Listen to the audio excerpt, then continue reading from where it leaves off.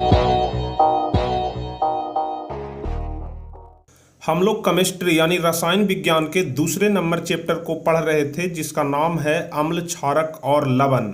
और यह पूरा चैप्टर हम कंप्लीट करा दिए थे और इस चैप्टर से संबंधित सारे महत्वपूर्ण सब्जेक्टिव क्वेश्चन हम आपको पिछले 5 वीडियो में कंप्लीट करा दिए हैं। तो यदि आप लोग पूरा सब्जेक्टिव क्वेश्चन वाला वीडियो नहीं देखे हैं तो आप लोग जरूर देख लीजिएगा, प्लेलिस्ट में आपको वीडियो मिल जाएगा। और आज के इस क्लास में हम लोग इस चैप्टर का पूरा ऑब्जेक्टिव क्वेश्चन देखेंगे जो कि आपके लिए काफ़ी ज़्यादा महत्वपूर्ण होगा, क्योंकि आप लोग जानते हैं कि अब बोर्ड परीक्षा में 50% ऑब्जेक्टिव क्वेश्चन पूछा जाता है, इसलिए ऑब्जेक्टिव क्वेश्चन भी समझना आपके लिए काफ़ी ज़्यादा जरूरी है। लेकिन अगर आप लोग सब्जेक्टिव क्वेश्चन ध्यान से पढ़े होंगे, अच्छे तरीके से आप लोग पूरा क्लास किए होंगे, तो आप लोग देखते के साथ ही एक एक ऑब्जेक्टिव क्वेश्चन का आंसर बता देंगे। तो चलिए हम लोग बिना समय गवाए शुरू करेंगे, लेकिन उसके पहले यदि आप लोग चैनल पर नए हैं तो चैनल को जरूर सब्सक्राइब कर लीजिएगा ताकि आगे के भी हर एक वीडियो का नोटिफिकेशन आपको मिल सके। और सबसे पहले ही हम आपको बता दें कि यदि आप लोग प्रश्न का उत्तर जानते हैं तो नीचे लाइव चैट में मेरे साथ आप लोग बताते चलिएगा, ताकि आप लोग को भी समझ में आ जाए कि कितना तैयारी हमारा सही हुआ है, हम लोग कितने अच्छे तरीके से इस चैप्टर को पढ़े हैं। तो चलिए सबसे पहला प्रश्न हम लोग देखेंगे। तो पहला प्रश्न कह रहा है कि अम्ल और भस्म पदार्थ हैं, यानी कि विपरीत गुण वाले पदार्थ हैं कि समान गुण वाले पदार्थ हैं कि ए और बी दोनों हो जाएगा कि इनमें से कोई नहीं। पहला का कौन सा ऑप्शन सही होगा? तो आप लोग ध्यान रखिएगा, हम आपको बताए थे कि अम्ल और भस्म जो होता है वह विपरीत गुण वाले पदार्थ होते हैं, क्योंकि अम्ल के बारे में आप लोग जानते हैं कि अम्ल नीले लिटमस पत्र को लाल करता है, जबकि भस्म जो है वह लाल लिटमस पत्र को नीला करता है। इसलिए अम्ल और भस्म विपरीत गुण वाले पदार्थ हैं, इसलिए पहला का ए नंबर ऑप्शन सही हो जाएगा। जैसे ही हम प्रश्न पढ़ेंगे आप लोग लाइव चैट में आंसर बताइएगा। चलिए दूसरा नंबर प्रश्न कह रहा है कि वे सभी पदार्थ भस्म कहे जाते हैं जो जल में घुलकर किस प्रकार के आयन देते हैं। हम आपको भस्म का क्या परिभाषा बताए थे कि वे सभी पदार्थ भस्म कहे जाते हैं जो जल में घुल करके हाइड्रोक्सिल आयन प्रदान करते हैं, यानी कि OH- आयन प्रदान करते हैं। तो OH- आयन यानी कि हाइड्रोक्सिल आयन प्रदान करते हैं। भस्म का परिभाषा हम आपको बताए थे आर्हेनियस के अनुसार कि वैसा पदार्थ भस्म कहे जाते हैं जो जल में घुल करके हाइड्रोक्सिल आयन यानी कि OH- आयन प्रदान करते हैं, इसलिए दूसरा का ए नंबर ऑप्शन सही हो जाएगा। अब चलिए तीसरा नंबर क्वेश्चन देखेंगे कि भस्म के स्वाद कैसे होते हैं। अम्ल का स्वाद हम आपको बताए थे कि खट्टा होता है और भस्म का स्वाद कैसा होता है तो कड़वा होता है। तो तीसरा का बी नंबर ऑप्शन सही हो जाएगा। अब चलिए चौथा नंबर प्रश्न कह रहा है कि जिस भस्म के अणु जल में पूर्णतः आयनित होकर हाइड्रोक्साइड आयन देते हैं वे क्या कहे जाते हैं। हम आपको बताए थे कि जिस भस्म के अणु जल में पूर्णतः घुलकर, आयनित होना मतलब घुलना होता है, आप लोग ध्यान रखिएगा। तो जिस भस्म के अणु जल में पूर्णतः घुलकर हाइड्रोक्साइड आयन देते हैं वे क्या कहे जाते हैं तो वे प्रबल भस्म कहे जाते हैं, इसलिए चौथा का सी नंबर ऑप्शन सही हो जाएगा। हम आपको प्रबल भस्म का परिभाषा और उदाहरण भी बताए थे। चलिए पांचवा नंबर प्रश्न कह रहा है कि इनमें से कौन प्रबल क्षार है, यानी कि प्रबल भस्म इसमें से कौन सा है। 4 ऑप्शन आपके सामने दिया गया है, तो पांचवा का कौन सा ऑप्शन सही होगा। तो ध्यान रखिएगा पांचवा का ए नंबर ऑप्शन सही हो जाएगा। NaOH यानी कि सोडियम हाइड्रोक्साइड जो होता है वह प्रबल क्षार होता है, इसलिए 5 का ए नंबर ऑप्शन सही होगा। चलिए छठा नंबर प्रश्न है कि इनमें से कौन क्षारीय पदार्थ है। चीनी, दूध, चूना और दही, इसमें से क्षारीय पदार्थ कौन सा है। छठा का कौन सा ऑप्शन सही होगा। तो आप लोग जानते हैं कि चीनी का स्वाद तो मीठा होता है, तो यह तो नहीं हो सकता है। आप लोग यह भी जानते हैं कि जो क्षारीय पदार्थ होते हैं उसका स्वाद कड़वा होता है, तो इस चारों में से जो चूना का स्वाद होता है वह कड़वा होता है, इसलिए छठा का सी नंबर ऑप्शन सही हो जाएगा कि जो क्षारीय पदार्थ कौन सा है तो चूना है। अब चलिए सातवां नंबर क्वेश्चन, कौन सा पदार्थ लाल लिटमस को नीला कर देता है। काफी आसान क्वेश्चन है, लेकिन 2019 में यह वाला प्रश्न पूछा गया था कि कौन सा पदार्थ है जो लाल लिटमस पत्र को नीला कर देता है। तो हम आपको बताए थे कि क्षार जो होता है वह लाल लिटमस को नीला करता है, और अम्ल के बारे में बताए थे कि वह नीला लिटमस को लाल करता है। तो यदि अम्ल के बारे में पूछा जाए तो नीला से लाल हो जाएगा, लेकिन क्षार के बारे में पूछा जाए तो लाल लिटमस से नीला हो जाएगा, यानी सातवां का बी नंबर ऑप्शन सही होगा। चलिए आठवां नंबर नंबर प्रश्न कह रहा है कि निम्नलिखित में से कौन भस्म नहीं है। यहाँ पर जो 4 ऑप्शन दिया गया है इसमें से भस्म कौन नहीं है, CaO की NaOH की NaCl की Na2CO3। तो 8वां का कौन सा ऑप्शन सही हो जाएगा, तो CaO यानी कि कैल्शियम ऑक्साइड, NaOH यानी कि सोडियम हाइड्रो ऑक्साइड, NaCl के बारे में हम आपको बताए थे कि NaCl लवण है। NaCl क्या है, तो लवण है, हम आपको बताए थे। तो इसमें से पूछ रहा है कि कौन भस्म नहीं है, तो जाहिर सी बात है कि जब यह लवण है तो यह भस्म नहीं होगा। बाकी आप लोग यहाँ पर देख रहे हैं calcium oxide, sodium hydro oxide, यह सभी भस्म है, लेकिन NaCl लवण है। तो आपसे प्रश्न में यही पूछ रहा है कि निम्नलिखित में भस्म कौन नहीं है, तो NaCl नहीं है। चलिए 9वां नंबर प्रश्न देखते हैं। कह रहा है कि निम्नलिखित में कौन प्रबल भस्म है। यहाँ पर स्ट्रॉन्ग बेस कौन सा है यह आपको बताना है। तो 9वां का कौन सा ऑप्शन सही होगा, तो ध्यान रखिएगा यहाँ पर जो KOH है यानी कि पोटेशियम हाइड्रो ऑक्साइड वह एक प्रबल भस्म है, यानी 9वां का B नंबर ऑप्शन सही हो जाएगा। चलिए 10वां नंबर प्रश्न कह रहा है कि जल में घुलनशील भस्म क्या कहलाते हैं। वो वैसा भस्म जो जल में घुल जाते हैं उनको क्या कहा जाता है, तो उनको क्षार कहा जाता है। हम आपको बताए थे कि जल में घुलने वाले भस्म को क्या कहते हैं, क्षार कहते हैं। चलिए 11 नंबर क्वेश्चन हम लोग देखेंगे। 11 नंबर क्वेश्चन कह रहा है कि वे पदार्थ जिनके स्वाद खट्टे होते हैं और जो नीले लिटमस पत्र को घोल करके लाल बना देता है वह क्या कहा जाता है। तो जाहिर सी बात है कि अम्ल स्वाद में खट्टा होता है और नीले लिटमस पत्र को लाल कौन बना देता है, तो अम्ल बना देता है, इसलिए 11 का C नंबर ऑप्शन सही हो जाएगा। काफी आसान है और यह वाला प्रश्न जो है वह 2021 के लिए काफी ज्यादा महत्वपूर्ण है, इसलिए आप लोग ध्यान रखिएगा। अब चलिए अगला नंबर प्रश्न कह रहा है 12 नंबर कि क्या सभी क्षारक क्षार हो सकते हैं, तो बताएं कि कौन सा क्षारक क्षार होगा। यहाँ पर कह रहा है कि क्या सभी क्षारक क्षार हो सकते हैं, यहाँ पर आपको बताना है कि कौन सा क्षारक जो है वह क्षार होगा। तो 12 का जो सही आंसर हो जाएगा वह हो जाएगा कि जो जल में घुलनशील क्षारक होगा वही क्षार हो सकता है। तो जल में घुलनशील यानी कि जो जल में घुल जाए, तो जल में घुलनशील क्षारक यानी कि 12 का B नंबर ऑप्शन सही हो जाएगा, ध्यान रखिएगा। चलिए 13 नंबर प्रश्न कह रहा है कि कोई विलयन अंडे के पीसे हुए कवच से अभिक्रिया करके एक गैस उत्पन्न करता है जो चूने के पानी को दूधिया कर देता है, तो वह विलयन में क्या है, यानी कि वह कौन सा विलयन है। तो ध्यान रखिएगा वह जो विलयन है वह हाइड्रोक्लोरिक अम्ल का विलयन है। क्यों हाइड्रोक्लोरिक अम्ल का विलयन है, तो क्योंकि यहाँ पर क्वेश्चन क्या कह रहा है, ध्यान से आप लोग पढ़िए कि कोई विलयन अंडे के पीसे हुए कवच से अभिक्रिया करके एक गैस उत्पन्न कर रहा है जो चूने के पानी को दूधिया कर देता है। और हम आपको बताए थे कि चूने के पानी को दूधिया कौन कर देता है, तो हाइड्रोक्लोरिक अम्ल ही करता है, इसलिए 13 का B नंबर ऑप्शन सही हो जाएगा। चलिए 14 नंबर प्रश्न कह रहा है कि निम्नलिखित में कौन विजातीय यौगिक है। 2 प्रकार के यौगिक हम आपको बताए थे, सजातीय और विजातीय। तो यहाँ पर आपसे पूछा जा रहा है कि निम्नलिखित में विजातीय यौगिक कौन सा है, तो प्लास्टर ऑफ पेरिस के बारे में हम आपको बताए थे कि यह विजातीय यौगिक है। चैप्टर के सबसे लास्ट में हम आपको बताए थे प्लास्टर ऑफ पेरिस के बारे में। तो प्लास्टर ऑफ पेरिस जो है वह एक विजातीय यौगिक है। चलिए 15 नंबर क्वेश्चन कह रहा है कि सांद्र अम्ल या क्षारक को जल के साथ मिश्रित करना किस प्रकार की अभिक्रिया कहलाता है। आप लोग सिंपल से समझिए कि क्षारक को जल के साथ मिलाना या फिर क्षारक को जल के साथ अभिक्रिया कराना किस प्रकार का अभिक्रिया है। तो 15 का जो सही जवाब हो जाएगा वह ऊष्माक्षेपी हो जाएगा। आप लोग ध्यान रखिएगा पहले नंबर चैप्टर में हम आपको ऊष्माक्षेपी और ऊष्माशोषी के बारे में बताए थे, यानी कि वैसा अभिक्रिया जिसमें ऊष्मा का शोषण होता हो उसको ऊष्माशोषी कहते हैं, और ऊष्मा यदि बाहर निकलता हो तो उसको ऊष्माक्षेपी बोलते हैं। तो क्षारक को जल के साथ यदि हम लोग अभिक्रिया कराएंगे तो उससे ऊष्मा बाहर निकलता है, इसलिए इसका जवाब ऊष्माक्षेपी हो जाएगा।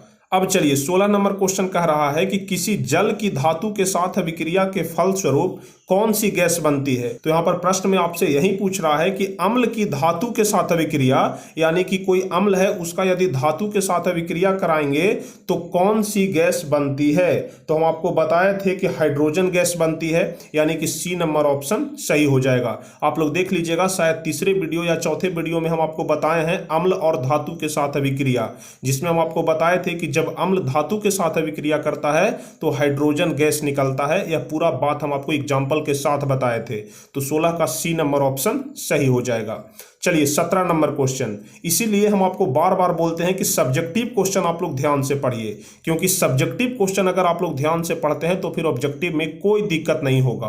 और लाइव चैट में आप लोग मेरे साथ साथ बताते चलिए, जितना ज़्यादा आप लोग जवाब दीजिएगा, जितना फास्ट जवाब दीजिएगा, उतना ज़्यादा आपका प्रैक्टिस बनेगा, उतना जल्दी आपको याद होगा। इसलिए जैसे ही हम प्रश्न पढ़ते हैं, जैसे ही आप क्वेश्चन देखते हैं, तुरंत लाइव चैट में आप लोग कमेंट में इसका उत्तर दीजिए और साथ साथ गिनते भी जाइए, और जो क्वेश्चन में दिक्कत हो रहा है उसको लिखते भी जाइए, ताकि आगे हमको दोबारा से इस चीज को याद करना ना पड़े, बस एक बार रिवीजन करें और सारा कुछ हमें याद हो जाए।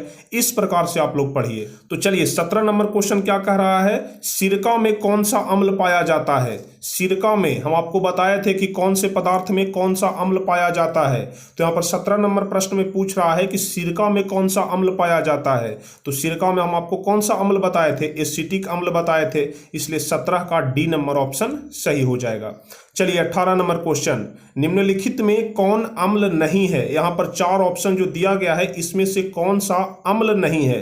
तो 18 का कौन सा ऑप्शन सही होगा। देखिए हाइड्रोक्लोरिक अम्ल, इसके बारे में तो आप लोग जानते होंगे, HCl। उसके बाद है HNO3 यानी कि नाइट्रिक एसिड, H2SO4 सल्फ्यूरिक अम्ल, लेकिन KOH यानी कि पोटेशियम हाइड्रोक्साइड जो है वह अम्ल नहीं है, बल्कि एक क्षार है, इसलिए 18 का डी नंबर ऑप्शन सही हो जाएगा।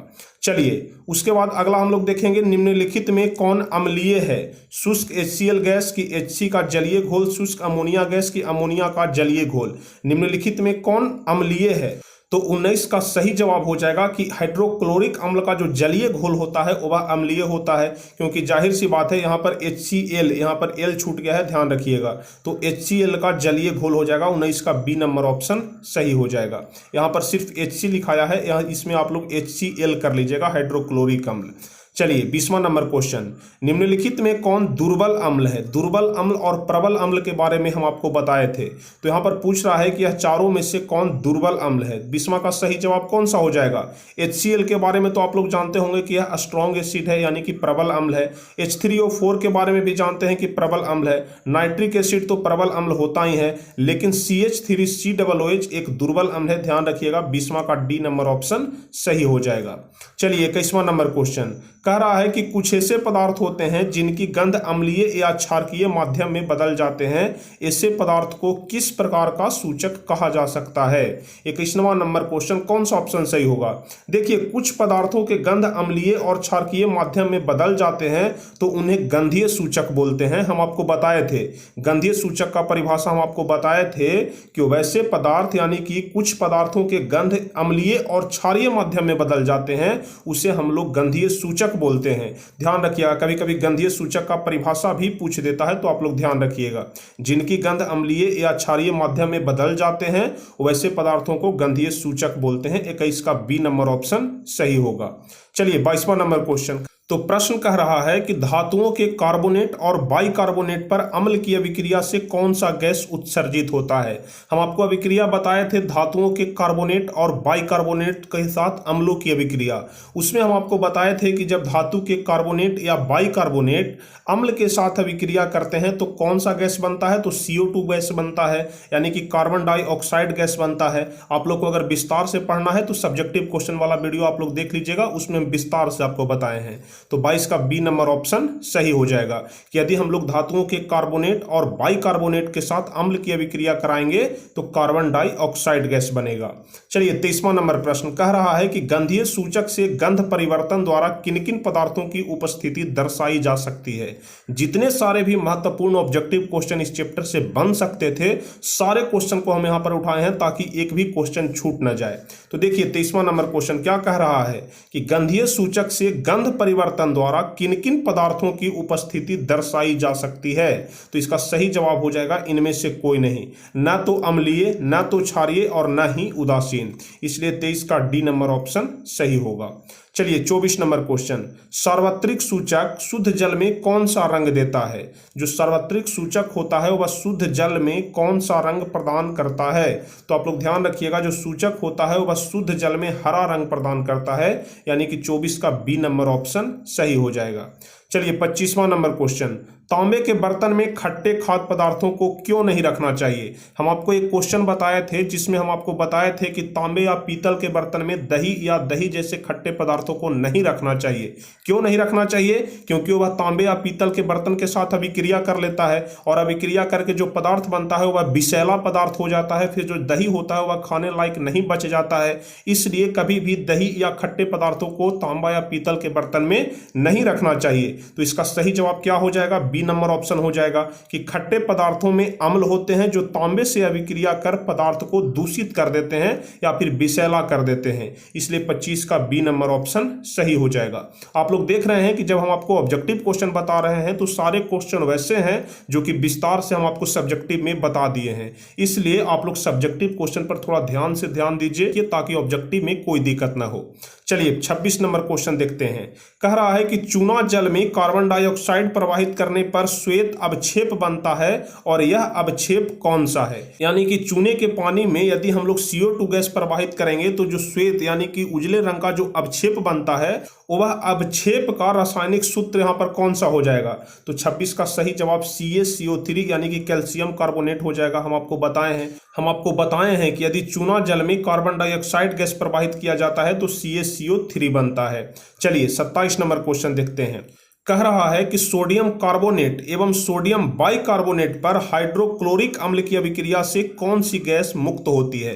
तो बात वही हो गया कि जब हम लोग धातु के कार्बोनेट या फिर बाइकार्बोनेट के साथ अम्ल की अभिक्रिया कराएंगे तो कौन सा गैस उत्पन्न होता है।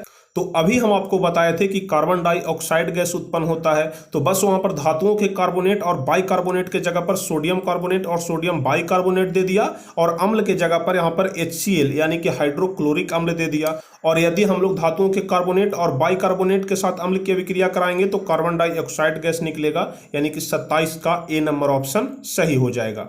चलिए 28वां नंबर क्वेश्चन कह रहा है कि सोडियम हाइड्रोक्साइड के जलीय विलयन के साथ जिंक को मिलाकर गर्म करने पर कौन सी गैस निकलती है।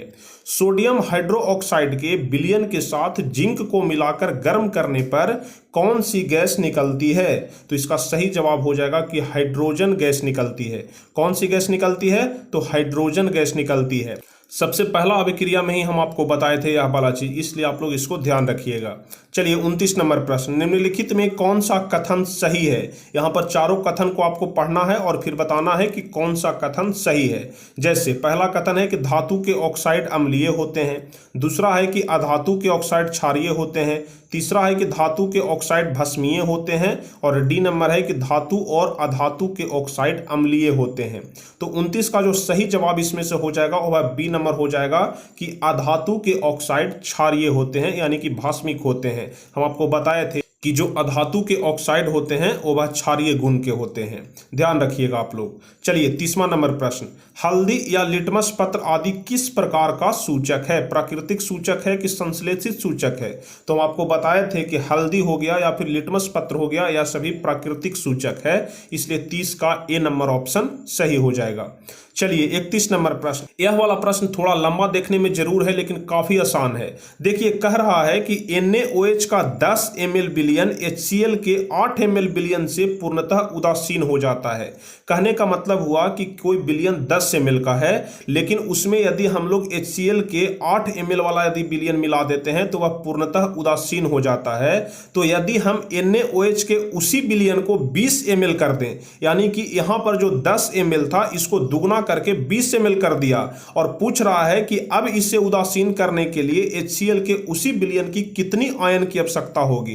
तो जाहिर सी बात है कि जब यहाँ पर 10 ml था तो हमको 8 ml का जरूरत था, तो जाहिर सी बात है कि अब 20 ml हो गया तो हमको इसका दुगना यानी कि 8 दूनी 16 ml HCl का जरूरत पड़ेगा। तो 16 ml यानी कि 31 का डी नंबर ऑप्शन सही हो जाएगा।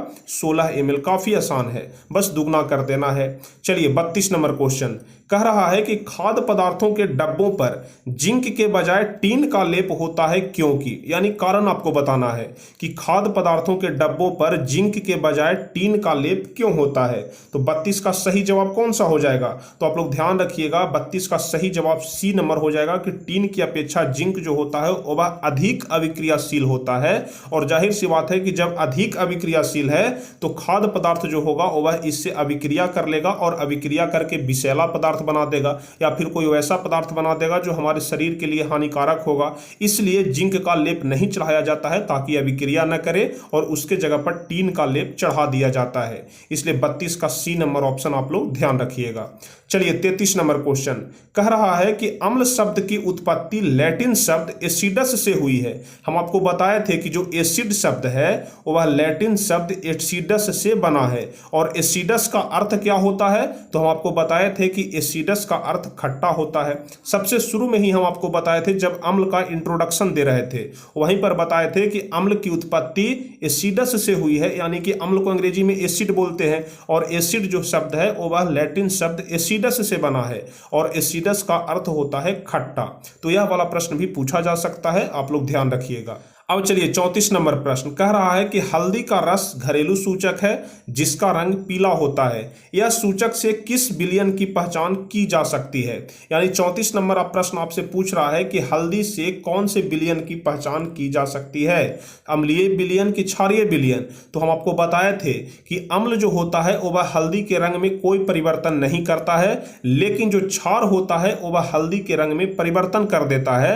यानी कि जो हल्दी का रंग होता है वह लाल भूरा हो जाता है। हम आपको बताए थे एक उदाहरण देकर के भी कि जब आपके शर्ट पर सब्जी गिर जाता है और जब आप लोग उसको साबुन से घसते हैं तो वह जो हल्दी का पीला रंग होता है वह लाल भूरा हो जाता है। तो जाहिर सी बात है कि जो हल्दी का पीला रंग लाल भूरा हो गया, इसका मतलब कि वह क्षार का पहचान दे रहा है कि जो साबुन है वह क्षारीय है। तो यहाँ पर प्रश्न में आपसे यही पूछ रहा है कि हल्दी का रंग घरेलू सूचक है जो किसकी पहचान करता है, तो वह क्षारीय गुण का पहचान करता है कि कोई चीज क्षार है कि अम्ल है, क्योंकि अम्ल तो उसके रंग में कोई परिवर्तन नहीं करता है और जो क्षार होता है वह उसके रंग में परिवर्तन कर देता है। इसलिए 34 का सी नंबर ऑप्शन सही होगा। चलिए 35 नंबर क्वेश्चन, चुकंदर का रस बैगनी रंग का घरेलू सूचक है, क्षारीय विलयन में इसका रंग कैसा हो जाता है। हम आपको बताए थे कि जो चुकंदर का रस होता है यदि उसमें कोई क्षार मिलाते हैं तो उसका रंग कैसा हो जाता है, तो उसका रंग हल्का पीला हो जाता है। इसलिए 35 का बी नंबर ऑप्शन सही हो जाएगा। यानी कि जो चुकंदर का लाल रंग होता है यदि उसमें क्षार मिलाएंगे तो उसका रंग पीला हो जाएगा। यह भी हम आपको बताए थे, एक पूरा चार्ट ही बताए थे जिसमें बहुत सारा पदार्थ था और जिसका रंग कैसा हो जाता है यह सभी हम आपको बता चुके हैं। चलिए 36 नंबर क्वेश्चन, इनमें से कौन उदासीन पदार्थ है। काफी आसान है। आप लोग जानते हैं कि चीनी का रंग कैसा होता है, मीठा होता है। मीठा कहने का मतलब कि न तो अम्लीय है और न ही क्षारीय है, क्योंकि अम्ल का स्वाद खट्टा होता है और क्षार का स्वाद कड़वा होता है। तो चीनी तो मीठा है, इसलिए उदासीन यही हो जाएगा। बाकी आप लोग यह सभी के बारे में तो जानते होंगे कि टूथपेस्ट क्षारीय होता है, टमाटर का रस जो होता है वह अम्लीय होता है क्योंकि खट्टा लगता है, लेकिन चीनी मीठा लगता है, इसलिए यह उदासीन हो जाएगा। तो 36 का ए नंबर ऑप्शन। चलिए 37 नंबर कह रहा है कि इनमें से कौन गंधीय सूचक है। इसमें से गंधीय सूचक कौन सा है, तो आप लोग ध्यान रखिएगा जो लौंग का तेल है वह गंधीय सूचक है। 37 का बी नंबर ऑप्शन सही हो जाएगा। चलिए 38 नंबर क्वेश्चन कह रहा है कि धात्विक ऑक्साइड को किस प्रकार का ऑक्साइड कहा जाता है। धात्विक ऑक्साइड को किस प्रकार का ऑक्साइड कहा जाता है, तो आप लोग ध्यान रखिएगा धात्विक ऑक्साइड को क्षारकीय ऑक्साइड बोला जाता है। इसलिए 38 का डी नंबर ऑप्शन सही हो जाएगा। चलिए 39 नंबर क्वेश्चन, अधात्विक ऑक्साइड को क्या कहते हैं, बताइए। 39 नंबर क्वेश्चन काफी सिंपल है कि अधात्विक ऑक्साइड को क्या कहते हैं, तो आप लोग ध्यान रखिएगा कि अधात्विक ऑक्साइड को अम्लीय ऑक्साइड बोला जाता है। यानी कि 39 का सी नंबर ऑप्शन सही हो जाएगा। आज के इस क्लास में हम आपको टोटल 70 क्वेश्चन बताएंगे और 70 में से आपको देखना है कि कितना क्वेश्चन का आंसर आप लोग सही बताते हैं। और ऐसा नहीं है कि 70 में यह पूरा चैप्टर समाप्त हो जाएगा, फिर से अगले क्लास में हम आपको इसी चैप्टर से संबंधित 70 ऑब्जेक्टिव क्वेश्चन और बताएंगे। यानी कि कुल मिलाकर के इस चैप्टर में करीब करीब 150 के आसपास ऑब्जेक्टिव क्वेश्चन बनेगा, जो कि आपके लिए काफी ज्यादा महत्वपूर्ण रहेगा। चलिए अगला नंबर क्वेश्चन जो कि 40 नंबर है, कह रहा है कि निम्नलिखित में से कौन सा पदार्थ लाल लिटमस को नीला बना देता है। तो अभी हम आपको बताए थे कि लाल लिटमस को नीला कौन बना देता है, तो क्षार बना देता है। तो जाहिर सी बात है कि जो अमोनिया का घोल होता है वह क्षारकीय पदार्थ होता है। इसलिए 40 का बी नंबर ऑप्शन सही हो जाएगा। चलिए 41 नंबर क्वेश्चन, अगर चूना जल में अत्यधिक मात्रा में CO2 गैस यानी कि कार्बन डाइऑक्साइड गैस प्रवाहित की जाती है तो दूधिया रंग किस रंग में बदल जाता है। 41 नंबर क्वेश्चन काफी आसान है। हम आपको बताए थे कि यदि चूना जल में CO2 गैस प्रवाहित करेंगे तो जो चूना का जो दुधिया रंग होता है वो श्वेत रंग में बदल जाएगा, यानी 41 का ए नंबर ऑप्शन सही हो जाएगा। चलिए 42 नंबर क्वेश्चन कह रहा है कि कॉपर ऑक्साइड पर हाइड्रोक्लोरिक अम्ल डालकर बीकर को धीरे धीरे हिलाया जाता है और कॉपर ऑक्साइड नीले हरित रंग का हो जाता है, यह किस यौगिक लवण के बनने से हुआ? यह वाला प्रश्न काफी महत्वपूर्ण है, आप लोग ध्यान रखिएगा। क्वेश्चन को एक बार फिर से हम पढ़ते हैं, आप लोग ध्यान से समझिएगा। कह रहा है कि कॉपर ऑक्साइड पर हाइड्रोक्लोरिक अम्ल डालकर बीकर को धीरे धीरे हिलाया जाता है, यानी कि कॉपर ऑक्साइड का कोई विलयन है और उस पर यदि हम लोग HCl यानी कि हाइड्रोक्लोरिक अम्ल डालकर धीरे धीरे हिलाएंगे तो कॉपर ऑक्साइड नीले हरित रंग का हो जाता है। तो यह पूछ रहा है कि यह किस यौगिक लवण के कारण हुआ? तो आप लोग ध्यान रखिएगा कि यह क्यूपरस क्लोराइड के कारण होता है और क्यूपरस क्लोराइड का सूत्र क्या होता है? CuCl2 होता है, यानी कि 42 का बी नंबर ऑप्शन सही हो जाएगा। चलिए 43 नंबर क्वेश्चन, निम्नलिखित में से कौन सा गैस चूने के पानी को दूधिया कर देता है? अभी हम आपको बताएं कि कार्बन डाइऑक्साइड गैस चूने के पानी को दूधिया कर देता है, यानी कि 43 का सी नंबर ऑप्शन सही हो जाएगा। चलिए 44 नंबर क्वेश्चन, निम्नलिखित में कौन सी धातु अम्ल और क्षार दोनों से अभिक्रिया करती है? यानी कि यहाँ पर जो 4 धातु का नाम दिया गया है इसमें से कौन सा धातु है जो कि अम्ल के साथ भी अभिक्रिया करता है और क्षार के साथ भी अभिक्रिया करता है? तो इसका जवाब Zn हो जाएगा, यानी कि जिंक हो जाएगा। जिंक जो होता है वह अम्ल के साथ भी अभिक्रिया कर लेता है और क्षार के साथ भी अभिक्रिया कर लेता है। चलिए 45 नंबर क्वेश्चन, अम्ल वे पदार्थ होते हैं जो जल में घुलकर क्या देते हैं? हम आपको अम्ल का परिभाषा बताए थे आर्हेनियस के अनुसार कि अम्ल वैसे पदार्थ को कहते हैं जो जल में घुलकर हाइड्रोजन आयन देते हैं, यानी कि H+ प्रदान करते हैं, H+ आयन प्रदान करते हैं। तो H+ आयन यानी कि हाइड्रोजन आयन 45 का ए नंबर ऑप्शन सही हो जाएगा। और क्षार के बारे में हम आपको क्या बताए थे? जो जल में घुलकर हाइड्रो ऑक्साइड आयन यानी कि OH- आयन प्रदान करते हैं। तो इसका सही जवाब कौन सा हो जाएगा? बी नंबर ऑप्शन हाइड्रोक्सिल आयन। तो यदि क्षार के बारे में पूछेगा तो बी नंबर ऑप्शन सही होगा, लेकिन यहां पर अम्ल के बारे में पूछ रहा है इसलिए ए नंबर ऑप्शन सही होगा। चलिए 46 नंबर, नींबू में किस प्रकार के अम्ल पाए जाते हैं? नींबू के बारे में हम आपको बताए थे किस प्रकार का अम्ल पाया जाता है, तो हम आपको बताए थे कि नींबू में साइट्रिक अम्ल पाया जाता है, इसलिए 46 का ए नंबर ऑप्शन सही हो जाएगा। चलिए 47 नंबर क्वेश्चन कह रहा है कि निम्नलिखित में से कौन अकार्बनिक अम्ल है? तो बताइए 47 का सही जवाब कौन सा हो जाएगा? अकार्बनिक अम्ल इसमें से कौन सा हो जाएगा? तो ध्यान रखिएगा 47 का डी नंबर ऑप्शन सही हो जाएगा, इनमें से सभी, यानी कि H2SO4 जो सल्फ्यूरिक अम्ल होता है यह भी अकार्बनिक अम्ल होता है, HCl यानी कि हाइड्रोक्लोरिक अम्ल होता है यह भी अकार्बनिक अम्ल होता है, और HNO3 यानी कि जो नाइट्रिक अम्ल होता है यह भी अकार्बनिक अम्ल होता है, इसलिए 47 का डी नंबर ऑप्शन सही हो जाएगा। चलिए 48 नंबर क्वेश्चन, टार्टरिक अम्ल किस प्रकार का अम्ल है? तो ध्यान रखिएगा टार्टरिक अम्ल को कार्बनिक अम्ल कहते हैं। जिस प्रकार से अभी हम आपको बताएं कि H2SO4 HCl और HNO3 यह सभी अकार्बनिक अम्ल है, लेकिन कार्बनिक अम्ल में आ जाएगा टार्टरिक अम्ल। ध्यान रखिएगा 48 का ए नंबर ऑप्शन सही होगा। चलिए 49 नंबर क्वेश्चन कह रहा है कि जिस अम्ल के जलीय विलयन में पर्याप्त हाइड्रोनियम आयन होते हैं वह क्या कहलाते हैं? तो वे प्रबल अम्ल कहलाते हैं। प्रबल अम्ल का परिभाषा हम आपको बताए थे, 49 का बी नंबर ऑप्शन सही हो जाएगा। अब चलिए 50 नंबर क्वेश्चन कह रहा है कि इनमें से कौन दुर्बल अम्ल है? यानी कि दुर्बल अम्ल कहने का मतलब कि वीक एसिड है। 50 नंबर क्वेश्चन कौन सा जवाब सही होगा? तो हाइड्रोक्लोरिक अम्ल के बारे में तो आप लोग जानते होंगे कि यह स्ट्रॉन्ग एसिड है, यानी कि प्रबल अम्ल है। H2SO4 भी आप लोग जानते हैं कि यह प्रबल अम्ल है। HNO3 के बारे में भी जानते हैं कि यह भी एक प्रबल अम्ल है, इसलिए 50 का सी नंबर ऑप्शन सही हो जाएगा। ऑक्जेलिक अम्ल जो है वह दुर्बल अम्ल है। चलिए 51 नंबर क्वेश्चन, इनमें से कौन अम्लीय पदार्थ है? अम्लीय पदार्थ, तो जाहिर सी बात है कि जो अम्लीय पदार्थ होगा वह स्वाद में खट्टा होगा, और हम आपको साबुन के बारे में बहुत बार बताए हैं कि जो साबुन होता है वह क्षारीय पदार्थ होता है। तो पहला ऑप्शन कह रहा है नारंगी का रस, यानी कि नारंगी का रस स्वाद में कैसा होता है? खट्टा होता है। तो जाहिर सी बात है कि जब खट्टा है तो यह अम्ल होगा। बाकी आप लोग धोने का सोडा, साबुन और बेकिंग सोडा के बारे में जानते हैं कि यह सभी क्षारीय होता है। तो 51 का सही जवाब कौन सा हो जाएगा? नारंगी का रस हो जाएगा, जो कि एक अम्लीय पदार्थ है। चलिए 52 नंबर क्वेश्चन, H2SO4 एक प्रबल अम्ल है क्योंकि जलीय घोल में यह पूर्णतः घुल जाता है कि अंशतः घुलता है कि आयनित नहीं होता है कि दो चरणों में आयनित होता है। आयनित मतलब घुलना ही होता है, आप लोग ध्यान रखिएगा। तो बताइए सल्फ्यूरिक अम्ल एक प्रबल अम्ल है, क्यों प्रबल अम्ल है? तो क्योंकि यह जलीय घोल में पूर्णतः घुलता है कि पूर्णतः नहीं घुलता है। तो इसका सही जवाब हो जाएगा कि पूर्णतः घुल जाता है। सल्फ्यूरिक अम्ल एक प्रबल अम्ल है क्योंकि यह जलीय घोल में पूर्णतः आयनित हो जाता है। चलिए 53 नंबर क्वेश्चन कह रहा है कि NaOH और CaOH का /2 विलयन से यदि विद्युत धारा के प्रवाह से कौन सी आयन मुक्त होती है, यानी कि सोडियम हाइड्रोक्साइड और कैल्शियम हाइड्रोक्साइड विलयन से विद्युत धारा के प्रवाह से कौन सी आयन मुक्त होती है? तो 53 का सही जवाब हो जाएगा कि हाइड्रोक्साइड आयन यानी कि OH-, ठीक है, OH- आयन प्रदान होता है। चलिए 54 नंबर क्वेश्चन कह रहा है कि तनु HCl से होकर विद्युत धारा प्रवाहित करने पर कौन सा आयन उत्पन्न होता है, यानी कि तनु हाइड्रोक्लोरिक अम्ल से होकर यदि हम लोग विद्युत धारा प्रवाहित करेंगे तो कौन सा आयन उत्पन्न होगा? तो आप लोग ध्यान रखिएगा कि यदि तनु HCl यानी कि तनु हाइड्रोक्लोरिक अम्ल से होकर विद्युत धारा प्रवाहित करेंगे तो कौन सा आयन उत्पन्न होगा? तो H+ आयन यानी कि हाइड्रोजन आयन उत्पन्न होता है। 54 का C नंबर ऑप्शन सही होगा।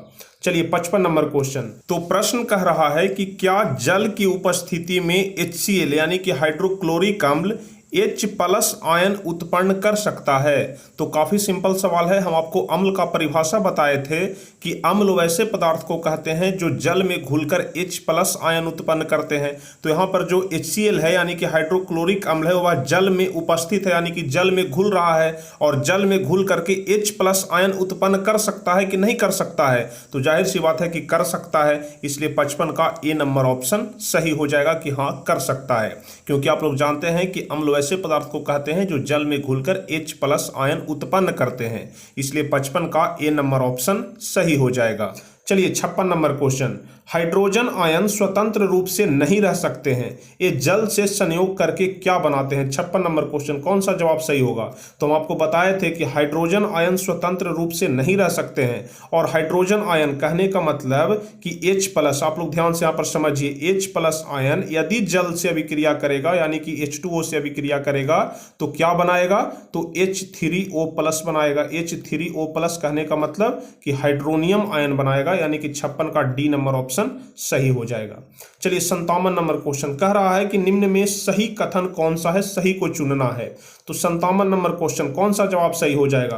कह रहा है कि अम्ल जल में H+ आयन देते हैं और क्षार OH- आयन देते हैं। 57 नंबर क्वेश्चन का पहला है।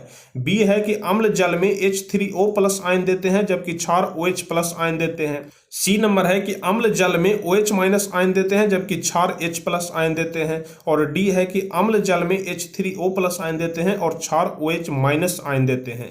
तो 57 का सही जवाब हो जाएगा कि अम्ल जल में घुल करके H+ आयन देते हैं जबकि क्षार जो होता है वह जल में घुल करके OH- आयन देता है, यानी कि 57 का A नंबर ऑप्शन सही हो जाएगा। हम आपको अम्ल और क्षार का परिभाषा बताए थे, आप लोग जाकर के देख लीजिएगा।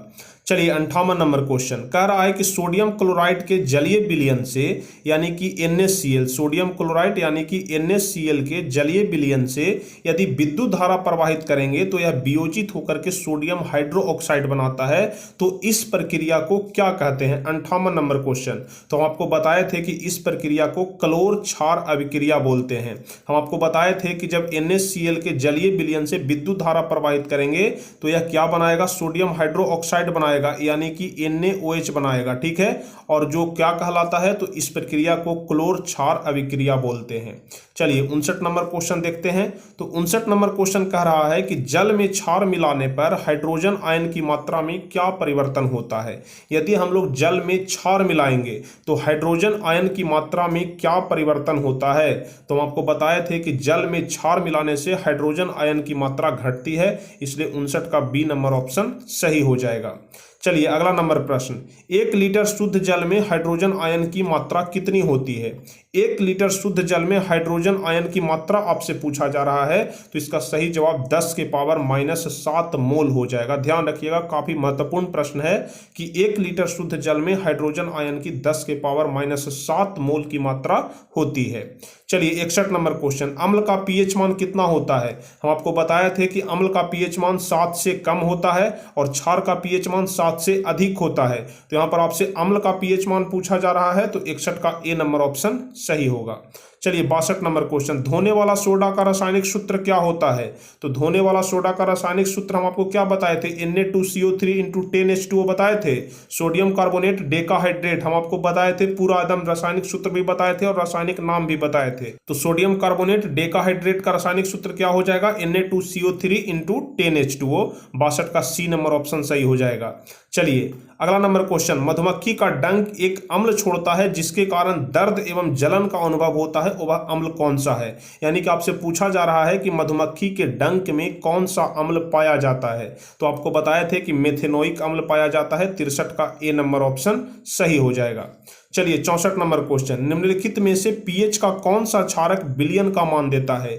पीएच का कौन सा क्षारक विलयन का मान देता है? यहां पर बताइए क्षारक विलयन का मान। तो जाहिर सी बात है कि जब पीएच मान 7 से अधिक होगा तो वह क्षारक विलयन का मान देगा, इसलिए 64 का डी नंबर ऑप्शन सही हो जाएगा। क्योंकि आप लोग जानते हैं कि 7 तो होता है उदासीन विलयन का मान, 7 से कम होता है अम्लीय और 7 से अधिक होता है क्षारीय। तो यहां पर आप लोग देख रहे हैं कि 2 यानी कि अम्लीय हो जाएगा, 7 यानी कि उदासीन हो जाएगा, 6 यानी कि अम्लीय हो जाएगा, लेकिन 13 क्षारीय हो जाएगा। और आपसे यही पूछा जा रहा है कि क्षारक विलयन का मान, तो 13 हो जाएगा। चलिए 65 नंबर क्वेश्चन, दांतों का क्षय कब प्रारंभ हो जाता है? हम आपको बताए थे कि दांतों का क्षय तब प्रारंभ होता है जब मुंह में अम्लीयता की मात्रा बढ़ जाती है। तो जाहिर सी बात है कि जब अम्लीयता का मात्रा बढ़ेगा तो पीएच मान 7 से कम हो जाएगा। तो 7 से कम होने का मतलब कि जब मुंह के पीएच का मान 5.5 से कम हो जाता है, क्योंकि 11 7 से अधिक है, 14 7 से अधिक है और 8 भी 7 से अधिक है, इसलिए 65 का सी नंबर ऑप्शन सही हो जाएगा। चलिए 66 नंबर क्वेश्चन, अधिक संख्या में H+ आयन उत्पन्न करने वाले अम्ल को क्या कहते हैं? यहां पर H+ आयन हो जाएगा, ध्यान रखिएगा। अधिक संख्या में H+ आयन उत्पन्न करने वाले अम्ल को क्या कहते हैं? तो 66 का सही जवाब हो जाएगा कि वैसा अम्ल जो अधिक संख्या में H+ आयन उत्पन्न करते हैं उसे प्रबल अम्ल कहते हैं, इसलिए 66 का ए नंबर ऑप्शन सही हो जाएगा। चलिए 67 नंबर क्वेश्चन कह रहा है कि कम संख्या में H+ आयन उत्पन्न करने वाले अम्ल को क्या कहते हैं? तो कम संख्या में H+ आयन उत्पन्न करने वाले अम्ल को दुर्बल अम्ल कहेंगे, यानी कि 67 का बी नंबर ऑप्शन सही हो जाएगा। चलिए 68 नंबर क्वेश्चन, अपच की स्थिति में उदर अत्यधिक मात्रा में अम्ल उत्पन्न करता है जिससे उदर में दर्द एवं जलन उत्पन्न होता है। इसका उपचार किस दुर्बल क्षारक से किया जा सकता है? जो कि हम आपको बताए थे कि कभी कभी अगर खट्टा डकार आना शुरू हो जाता है तो हम लोग क्षारक पदार्थ खाते हैं, और क्षारक पदार्थ में हम लोग एंटासिड खाते हैं या फिर खाने वाला सोडा भी खाते हैं। तो यहाँ पर आपसे यही पूछा जा रहा है कि किस दुर्बल क्षारक से उसका उपचार किया जा सकता है?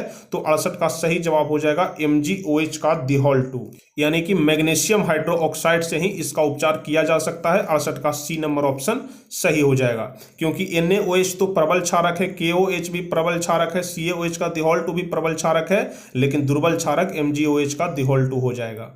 चलिए 69 नंबर क्वेश्चन, सोडियम हाइड्रोक्साइड का पीएच मान कितना होता है? 69 नंबर क्वेश्चन जो कि काफी महत्वपूर्ण प्रश्न है, तो आप लोग बताइए इसका कौन सा जवाब सही होगा। तो आप लोग ध्यान रखिएगा, सोडियम हाइड्रोक्साइड यानी कि NaOH, तो NaOH का पीएच मान जो होता है वो बस 14 होता है, क्योंकि NaOH एक प्रबल क्षारक है और प्रबल क्षारक का पीएच मान कितना होता है? 14 या 14 के आसपास होता है। तो ध्यान रखिएगा 69 का डी नंबर ऑप्शन सही हो जाएगा। चलिए 70 नंबर क्वेश्चन, जठर रस का पीएच मान कितना होता है? तो 70 का सही जवाब हो जाएगा कि जठर रस का पीएच मान 1.2 होता है, क्योंकि आप लोग जानते हैं कि हमारे पेट में अम्ल बनता है जो कि एक प्रबल अम्ल होता है, और प्रबल अम्ल का पीएच मान 1 के आसपास होता है या फिर 0 के आसपास होता है। तो यहाँ पर 1.2 सबसे कम है, इसलिए जठर रस का पीएच मान 1.2 हो जाएगा। तो इस पूरे वीडियो में हम आपको इस चैप्टर से संबंधित 70 महत्वपूर्ण ऑब्जेक्टिव क्वेश्चन बताए, और अगले वीडियो में भी हम आपको करीब करीब 70 ऑब्जेक्टिव क्वेश्चन और बताएंगे, यानी कि कुल मिलाकर के इतना महत्वपूर्ण ऑब्जेक्टिव क्वेश्चन इसमें से बन सकता है। तो आज जितने भी सारे ऑब्जेक्टिव क्वेश्चन हम आपको बताए, इसमें से कितना क्वेश्चन का आंसर आप लोग सही बताए हैं, नीचे कमेंट में आप लोग हमें जरूर बताइएगा। लाइव चैट में नहीं बल्कि कमेंट में बताइएगा कि आप लोग का कितना जवाब सही हुआ है, और यदि आप लोग को अधिक से अधिक जवाब सही हुआ है तो बहुत अच्छी बात है। तो इससे स्पष्ट होता है कि आप लोग सब्जेक्टिव क्वेश्चन ध्यान से पढ़े हैं। लेकिन अगर अधिक मात्रा में आपका संख्या गलत हो रहा है, यानी कि क्वेश्चन का आंसर आप लोग नहीं दे पा रहे हैं, तो आप लोग सब्जेक्टिव क्वेश्चन थोड़ा और अच्छे से पढ़िए, आपका पूरा क्वेश्चन बनेगा। तो चलिए, आज का यह क्लास आपको कैसा लगा नीचे कमेंट में जरूर बताइएगा। यदि आपको यह क्लास अच्छा लगा हो तो इस वीडियो को लाइक भी करिएगा, अपने दोस्तों के पास जरूर शेयर करिएगा, ताकि अधिक से अधिक स्टूडेंट इस टारगेट बोर्ड चैनल के साथ जुड़ सके और हमारा यह जो परिवार है टारगेट बोर्ड का, यह काफी बड़ा परिवार हो सके और अधिक से अधिक स्टूडेंट अच्छे तरीके से बोर्ड की तैयारी कर सकें, जिस प्रकार से आप लोग कर रहे हैं। तो चलिए, जल्दी जल्दी से आप लोग चैनल को सब्सक्राइब कर लीजिए, ताकि आगे के भी हर एक वीडियो का नोटिफिकेशन आपको मिलते रहे। फिर मिलते हैं हम आपसे अगले क्लास में, तब तक के लिए जय हिंद, धन्यवाद।